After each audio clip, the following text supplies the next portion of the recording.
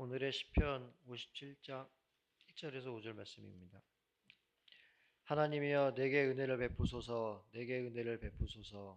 내 영혼이 주께로 피하되 주의 날개 그늘 아래에서 이 재앙들이 지나가기까지 피하리이다. 내가 지존하신 하나님께 부르짖으며 곧 나를 위하여 모든 것을 이루시는 하나님께로다. 그가 하늘에서 보내사 나를 삼키려는 자의 비방에서 나를 구원하실지라. 하나님이 그의 인자와 진리를 보내시리로다. 내 영혼이 사자들 가운데에서 살며 내가 불사르는 자들 중에 누웠으니 곧 사람의 아들 줄 중에라. 그들의 이는 창과 화살이요 그들의 혀는 날카로운 칼 같도다. 하나님이여 주는 하늘 위에 높이 들리시며 주의 영광이 온 세계 위에 높아지기를 원하나이다. 이는 하나님 말씀입니다. 오늘 우리들에게 주시는 하나님의 말씀 사무엘상 24장 1절로부터 7절 말씀입니다. 사울이 블레셋 사람을 쫓다가 돌아오매 어떤 사람이 그에게 말하여 이르되 보소서 다윗이 엔게디 광야에 있더이다 하니 사울이 온 이스라엘에서 택한 사람 3,000명을 거느리고 다윗과 그의 사람들을 찾으러 들염소 바위로 갈새 길가 양의 우리에 이른즉 굴이 있는지라. 사울이 뒤를 보러 들어가니라.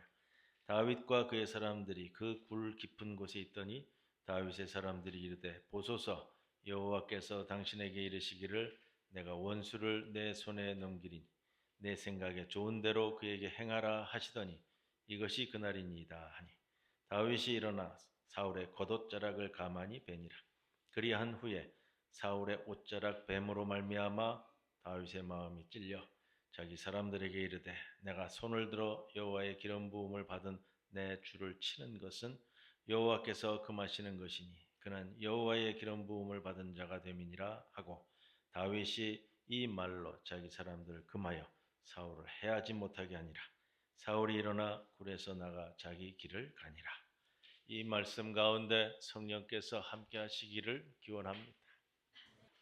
성경에 광야를 배경으로 하는 말씀이 몇 개 등장하는데 광야를 배경으로 하는 성경의 중요한 사건들의 주제는 비슷합니다. 우리가 잘 아시는 것처럼 모세가 이스라엘 백성을 이끌고 40년 동안 시내 광야를 지나간 이야기가 있고요. 예수님께서 유대 광야에서 40일 동안 금식하던 이야기도 있습니다. 오늘 엔게디 광야 이야기까지 이 세 가지 이야기는 서로 영향을 주고받는 성경에 나오는 위대한 광야 이야기 이렇게 붙일 수 있겠습니다. 그런데 이 광야 이야기는 유혹과 시험의 이야기입니다. 광야는 시험의 장소이며 유혹의 장소입니다. 모세의 광야 이야기에서 이스라엘 백성은 우상과 살아계신 하나님을 분간하는 법을 훈련받았고요. 또 하나님을 경배하는 법을 배우게 됩니다.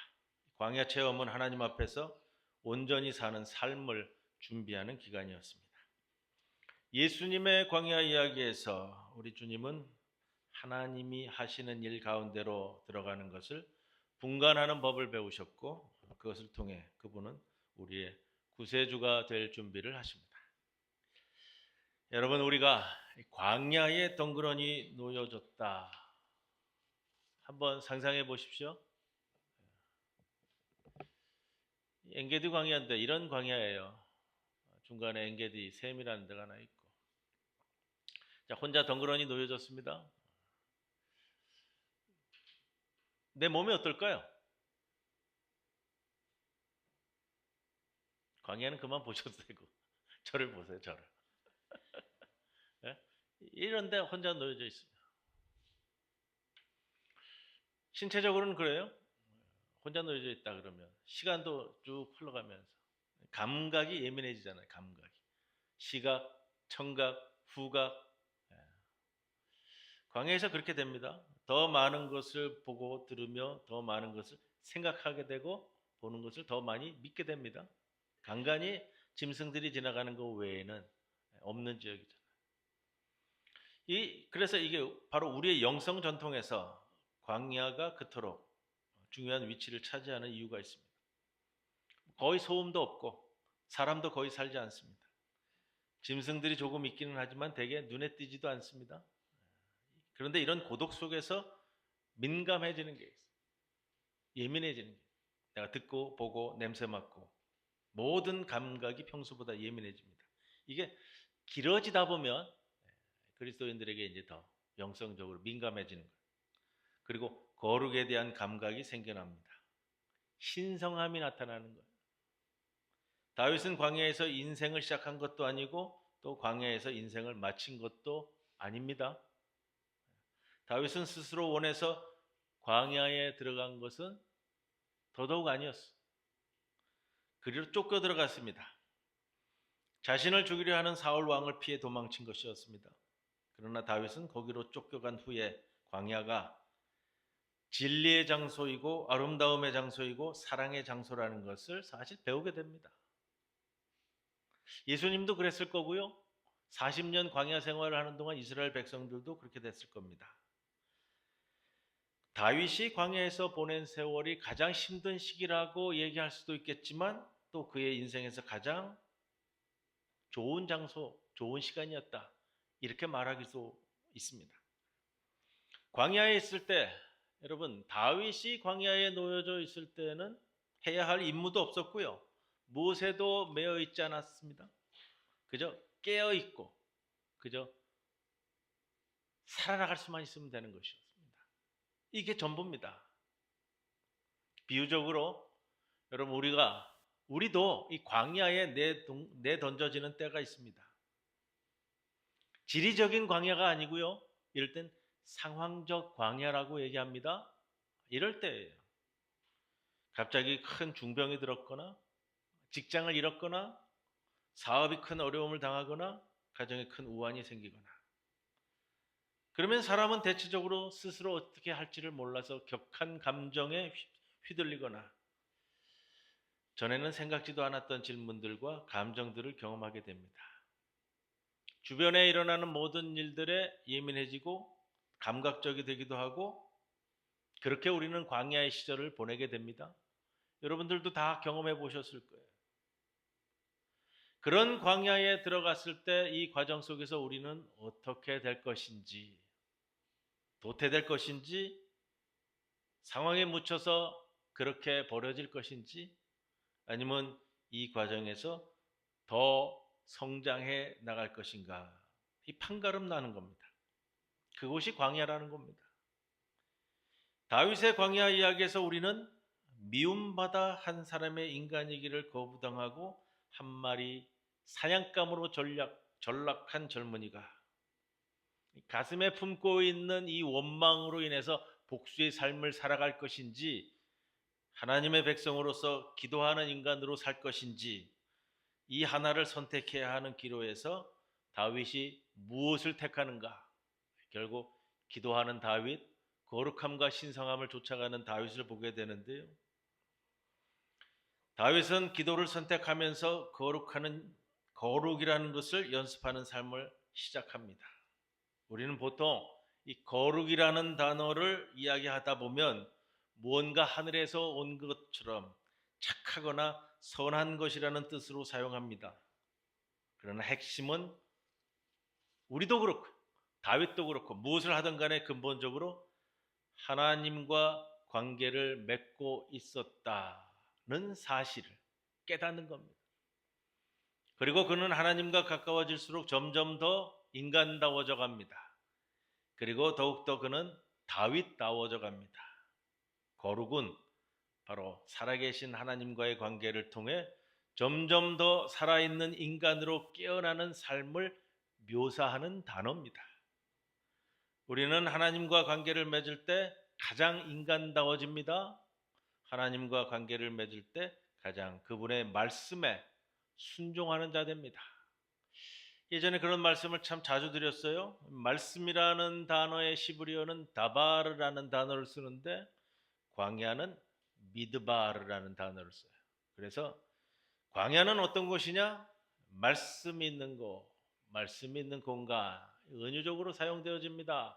라는 말씀을 드렸습니다. 광야에서 우리는 근본적인 것들, 즉 하나님과 대면하게 되는 거예요. 그런데 이 대면이 시험이자 유혹입니다. 우리는 하나님과 관계 맺기를 택할 것인가? 아니면 여기에서 그것을 거부할 것인가가 놓여 있는 겁니다. 우리가 놓여져 있는 상황적 광야도 그렇고요. 또 우리가 가끔 기도하러 올라가고 또 영성 훈련을 위해서 올라가는 광야에서도 그런 겁니다. 이 시험의 결과 우리가 더 나빠질 것인지 더 성장할 것인지가 달려 있습니다. 그래서 우리는 다윗의 광야 생활 이야기를 읽으며 하나님의 손길과 그에 대한 다윗의 반응을 살펴보는 거예요. 사진에 보이는 이 광야의 모습이잖아요. 엔게디 광야인데 실금처럼 줄이 있는 것은 이게 양의 길이라고 그래요. 양의 길, 염소의 길. 수백 년, 수천 년 동안 광야 길을 걸어갔던 양과 염소의 길이 저렇게 실금처럼 되어져 있습니다. 오늘의 말씀 배경이 엔게디 광야인데 엔게디 광야의 엔게디 섬 모습 보셨죠? 본문 1절을 보시면 도망친 다윗이 엔게디 광야에 있다는 소문이 났습니다. 그러자 사울이 이스라엘에서 택한 사람 3,000명. 여러분 고대 사회 이때 인구도 별로 많지 않은데 3,000명의 군대를 동원하여 3,000명이면 어마어마한 숫자인데 당시 생각했을 때 이스라엘 전체의 상비군 숫자로 생각합니다. 상비군이 뭔지 아시죠? 우리나라 상비군 그러면 60만이에요. 항시 유지하고 있는 군인 숫자를 상비군이라고 하고요. 전쟁이 벌어지거나 유사시에 동원되는 것은 예비군입니다. 이스라엘이 전쟁이 나면 농부로 있던 사람들, 양치기로 있던 사람들 다 동원해요. 그럼 이제 수만 명이 되는 거예요. 상비군이라는 건요. 1년 365일 군대로 지내고 있는 사람들 숫자죠. 그래서 이 3,000명은 뒷부분 이 사무엘상 뒤에서 또 반복이 되는데 그것도 또 다윗 잡으러 갈 때 또 나옵니다. 당시 상비군이었을 것이다 이렇게 추정을 합니다. 사울 왕이 다윗 한 사람을 잡는데 이스라엘 전체 군대를 다 동원했다 이런 표시인데 이거 왜 그럴까? 이렇게 무리수를 둘까? 이게 가능할까라는 생각이 듭니다. 성경에 나오는 표현이고요. 왜 이렇게 무리를 했을까 했을 때 생각할 수 있는 거 한 두 가지 정도 될 것 같아요. 첫째는 다윗은 우리가 앞부분에서 나오는 것처럼 굉장히 뛰어난 군사적 능력의 소유자입니다. 함부로 다가갈 수 없다라는 것을 사울 왕이 알았을 것이고, 둘째, 다윗은 목동입니다. 목동 출신이죠. 온 광야가 자기의 양치로 다니던 그런 장소입니다. 자기 그 홈그라운드라는 거예요. 어디에 뭐가 있고 어디에 뭐가 있고. 거기에 비해서 사울은 전직이 뭐죠? 사울은 전직이 농부예요. 다윗은 전직이 뭐예요? 양치기잖아요. 이게 전에 하던 자기 뭐 직업이 무엇인가가 여기서 나타나는 거예요. 엔게디 광야가 이제 엔게디라는 것, 게디라는 것 자체가 이게 들염소 새끼를 게디라고 그래요. 엔게디. 그래서 들염소가 뛰어다니는 광야라는 말이에요. 들염소 지역이고요. 들염소는 이제 성체는 야일이라고 하는데 이 엔게디 광야는 들염소들이 천적을 피해서 어디든 숨을 수 있는 천혜의 바위 절벽 지형이에요. 고원과 절벽 협곡으로 이루어진 거죠. 2절에 보면 들염소 바위 이야기가 나오는데 들염소 바위가 하도 많아서 어느 바위가 들염소 바위라고 얘기할 수 있는 모르겠다고 그러더라고요. 이 엔게디 광야가 다윗에게는 홈그라운드예요. 광야 곳곳에서는 수많은 동굴들이 분포했습니다. 예를 드는 건데 작은 동굴 하나예요. 지금도 양을 치는 베두인들이 양을 몰고 야영을 나오면 저 동굴에다가 자기 양을 다 집어넣어요. 밤에 저녁에 해가 지면은 그 양들을 다 집어넣고 그리고 그 입구를 막는 거예요. 입구를 막고 이제 입구 안쪽이나 바깥에서 베두인들이 야영을 한다고 그래요. 그래서 엔게디 굴 그러면 양무리 굴 이런 뜻이에요. 양무리 굴. 이때 다윗과 그를 따르는 군사들이 어느 굴에 들어가 쉬고 있었습니다. 사울 왕이 이 굴에 들어섰습니다. 굴이 위험한 줄 몰랐습니다. 아마도 뒤가 너무 급해서 농부 출신이었기 때문에 목동들의 생활을 몰랐을 수도 있고요. 3천 명의 군대를 이끌고 있었기 때문에 자만했을 수도 있고요. 다윗이 멀리 떨어져 있을 것이다라고 생각했을 수도 있습니다. 다윗과 그를 따르는 젊은이 몇 사람이 절벽에 나 있는 어느 동굴 속에 숨어 있었습니다. 날은 무척 덥고 동굴 안은 시원하기 때문입니다. 동굴 속 깊은 곳에 들어가 쉬고 있었습니다. 그런데 갑자기 동굴 입구 쪽에 사람 그림자가 나타났습니다.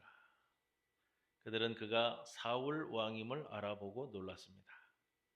이만큼 가깝게 추적당하고 있으리라고는 예상하지 못했을 겁니다. 그러나 동굴 안으로 들어온 사울은 그들을 알아보지 못했습니다. 장렬하는 사막 태양의 빛 가운데 있다가 들어왔기에 그의 눈이 아마도 아직 어둠에 적응하지 못했을 겁니다.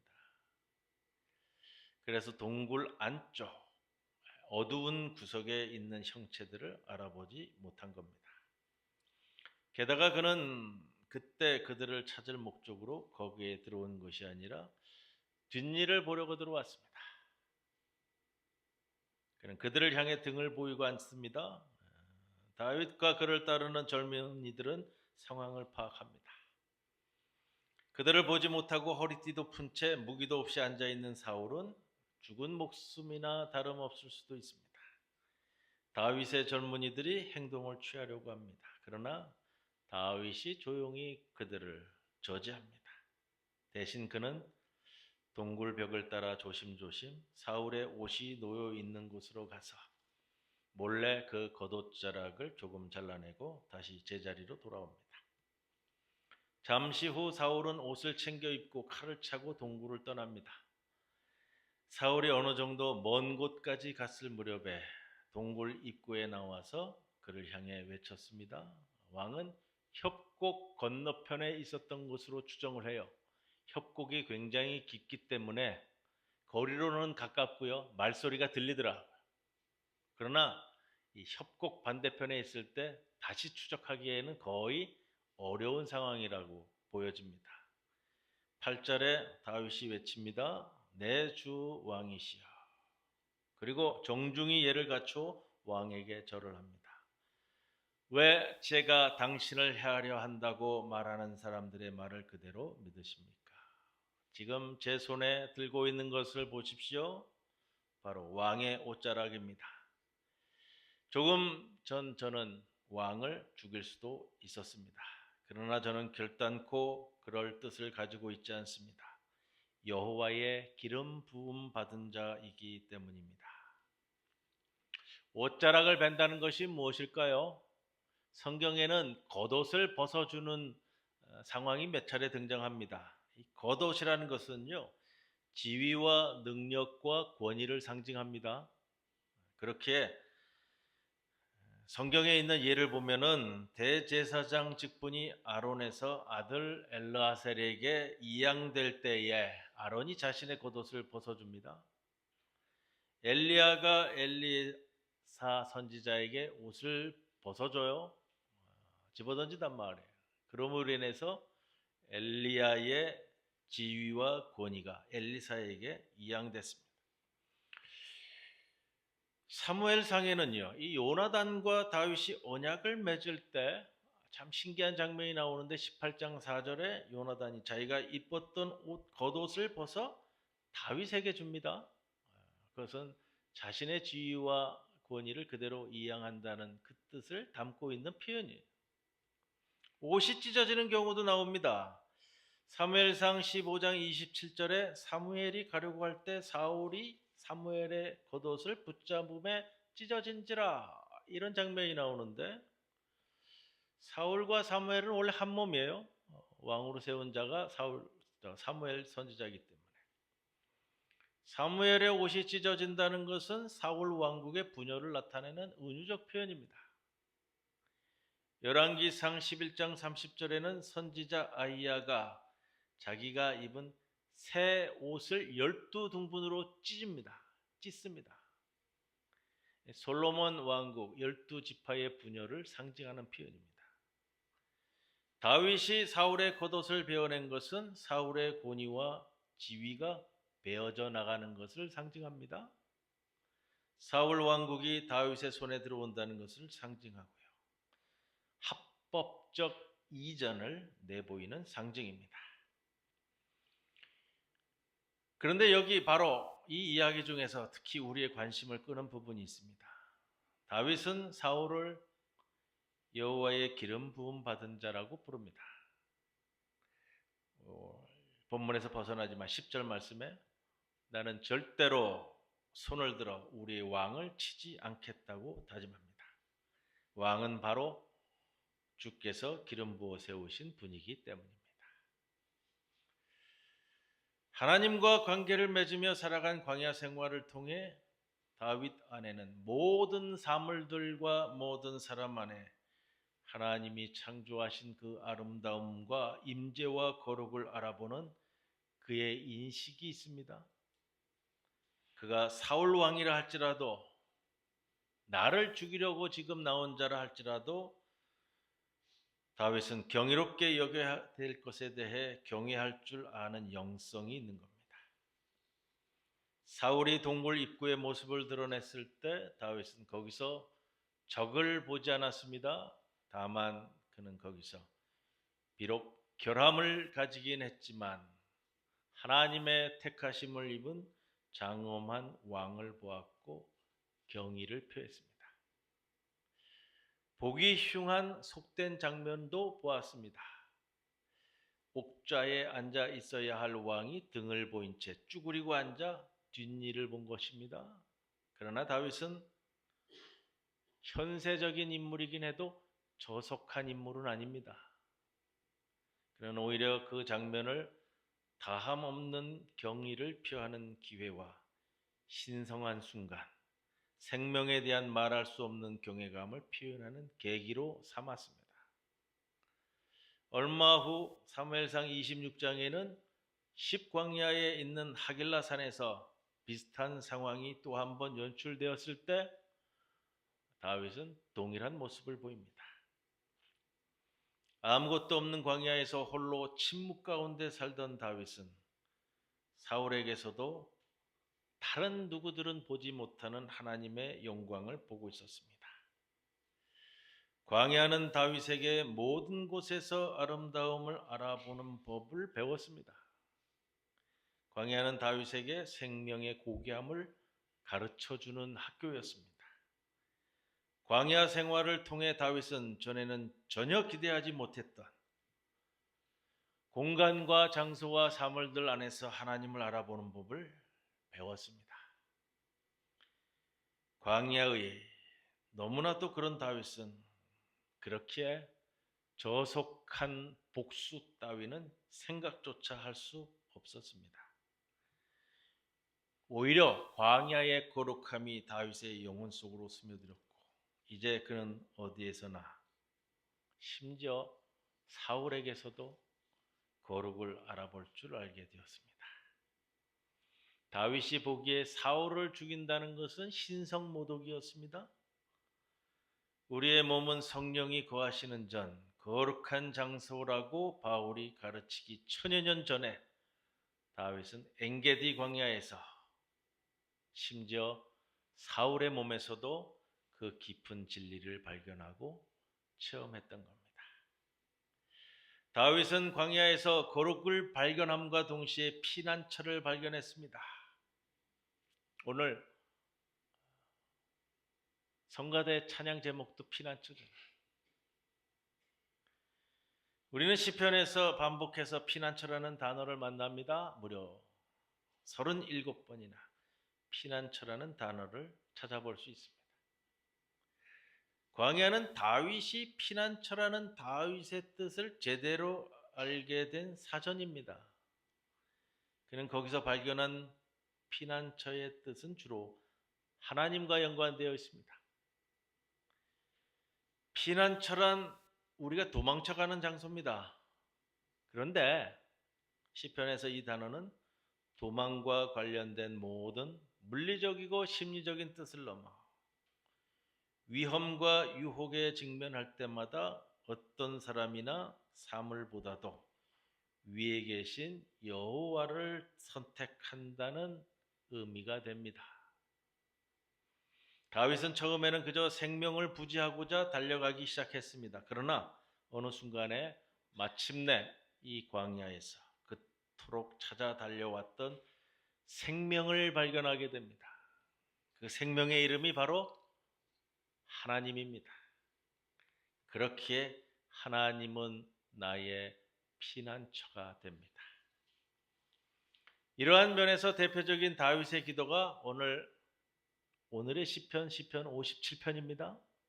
이 시에는 당시 다윗이 도망자 신세였음을 알게 하는 구절들도 보이지만 하나님을 향한 그의 열정적인 찬양의 모습을 볼 수 있습니다. 사울이 다윗을 광야에 있게 한 원인이기도 했지만 광야에서 사울을 피해 어떻게 도망갈 것인가만 생각하게 하는 이 광야는 일종의 다윗에게 있었던 거예요. 광야에 있으면서 다윗에게 이 광야가 사울로 가득 찬 공간과 시간이 아니라 이 광야는 오로지 하나님으로 가득 찬 시간과 장소가 되는 겁니다. 오늘 시편 57편 맨 위에 보시면 부제가 붙어 있죠. 다윗이 사울을 피하여 굴에 있을 때 하나님 내게 은혜를 베푸소서. 하나님 나를 불쌍히 여겨 주옵소서. 내가 주께로 피합니다. 이 재난이 지나가기까지 내가 주의 날개 아래 그늘로 피합니다. 가장 높으신 하나님께 부르짖습니다. 나에게 모든 것을 이루어 주시는 하나님께 부르짖습니다. 이렇게 이 시편 57편이 진행되는 겁니다. 광야라는 것은 무대에 불과합니다. 사울과 다윗은 둘 다 광야에 있습니다. 사울은 오로지 다윗을 잡을 생각에 다윗을 쫓아 달려갔고 사울은 다윗을 어떻게 죽일까라는 것만 생각했습니다.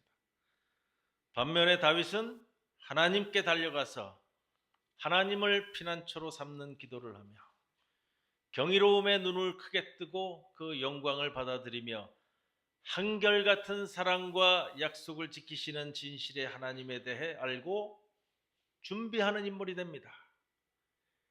그렇게 오늘 이 모습을 볼 때에 다윗은 오늘 본문 사무엘상 24장에 자신의 목숨을 쫓아온 사울을 어떻게 대하는가 그의 호칭을 볼 때에 명확해짐을 볼 수 있습니다.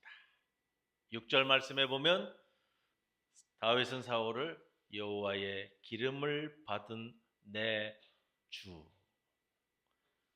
여호와의 기름 부음을 받은 자. 8절에는 내 주 왕이여 하고 땅에 엎드려 절합니다. 10절에는 다시 내 주 여호와의 기름 부음을 받은 자. 11절은 사울 왕을 불러 내 아버지여 이렇게 부르고요. 14절에는 이스라엘의 왕이라 부릅니다. 그리고 이렇게 부를 때 결국 사울은 이 표현에 응하여 다윗을 일러 내 아들이라고 부르는 호칭을 듣습니다. 여러분, 사울처럼요, 다윗처럼요, 우리가 광야에 모두 다 동일하게 놓일 때가 있습니다. 앞에서 말씀드린 것처럼요. 장소적인 개념보다는요, 상황적인 개념으로요. 그때 사울과 같이 그저 살인을 위해 치닫는 이가 될 것인지 생명을 위해 하나님이 나의 피난처로 알고 달려갈 것인지 광야의 기로에서 선택되어지는 겁니다. 오늘 말씀 깊이 성찰하시면서 하나님이 나의 피난처, 오늘 이 가끔 그럴 때가 있어요. 우리 김재량 선생님이 나는 의도하지 않았는데 제 설교 주제와 제목과 이렇게 딱 맞춰가지고 구주의 이 찬양을 전할 때가 있더라고요. 가끔가다 이게 딱 매치가 되는데 제가 이 주중에 김재량 선생님한테 이 제목을 딱 받으면서 이야 할 때가 있거든요. 아, 하나님은 나의 피난처. 그저 도망가는 것이 아니고요. 하나님과 나와의 관계를 통해서 새로운 생명을 부여받는 곳으로서의 하나님은 나의 피난처. 동일한 광야에 두 인물이 있었습니다. 보인 모습은 다르다. 우리도 동일하게 광야에 놓여져 있을 때 이 선택의 기로에서 어떤 길을 갈 것인가. 우리의 성찰과 묵상 가운데 결정될 것입니다. 오늘 이 말씀 깊이 성찰하시면서 여러분의 길을 찾아가시는 성도 여러분 모두가 되시기를 주님의 이름으로 간절히 권면을 드립니다. 고마우신 아버지 하나님 감사합니다. 사울과 다윗, 엔게디 광야의 모습을 함께 나누었습니다. 우리 삶의 광야의 시절이 닥쳤을 때 하나님을 바라보며 피난처로 삼고 어떤 경우에서든지 하나님과 관계 맺으며 이 세상에 하나님의 섭리와 뜻을 쫓아 나아가는 주의 백성 되게 하옵소서. 예수님의 이름으로 기도드리옵나이다. 아멘.